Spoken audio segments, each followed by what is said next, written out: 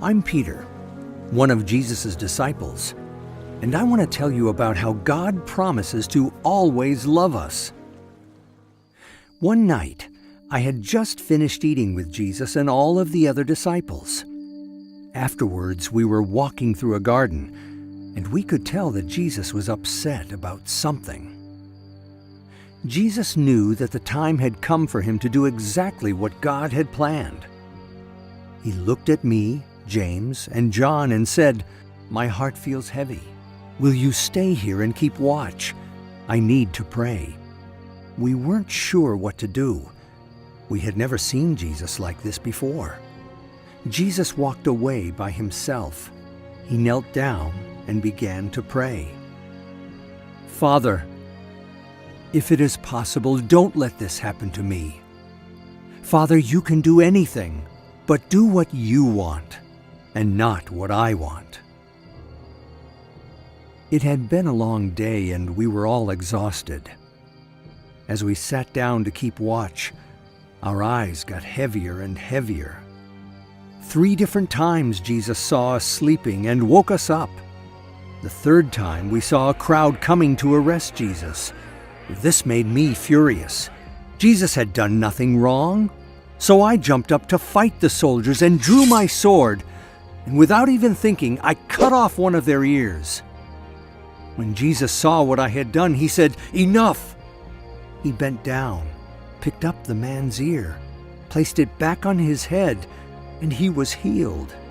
Then Jesus said, "This has to happen because it's God's plan." The disciples and I didn't know what to do, so everyone ran away. I started to run too, but I wanted to see what would happen to Jesus, so I followed them. Jesus was brought before many important people. Some of them were trying to find a reason to have Jesus put to death.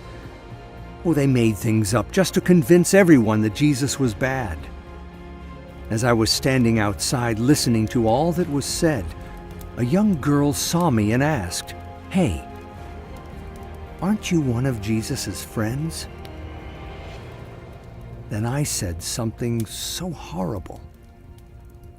Something I would definitely regret. I said, "No, I don't know what you're talking about." 2 more times, people asked me if I knew Jesus. I ended up shouting at them, "No, I don't even know that man." I started to have the most horrible feeling deep inside. Tears began pouring from my eyes. How could I hurt Jesus in such a way? How could I say I never knew him? Would he still love me even though I had done something so wrong? I didn't understand that part of God's plan was for Jesus to take the punishment for all of the sins that I had committed. In fact, all of the wrong things we do were placed on Jesus when he died on the cross that day. But because of God's love for Jesus and because of his love for you and for me, he did not let Jesus stay dead. 3 days later, one of his friends, named Mary, came running to find me and John. She was so excited to tell us that Jesus was alive. I couldn't believe it.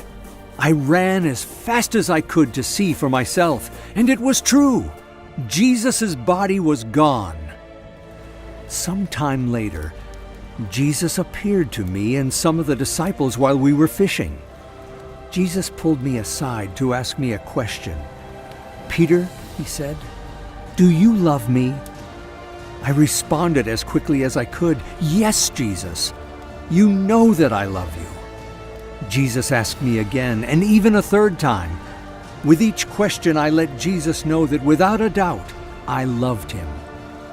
And in that moment, I knew that he loved me too, even though there were many things I had done wrong. There is a promise for us all in Jeremiah 31, the second part of verse 3. The Lord says, "I love you, people, with a love that continues forever. That is why I have continued showing you kindness. no matter what you have done wrong. Remember that God promises to love you forever.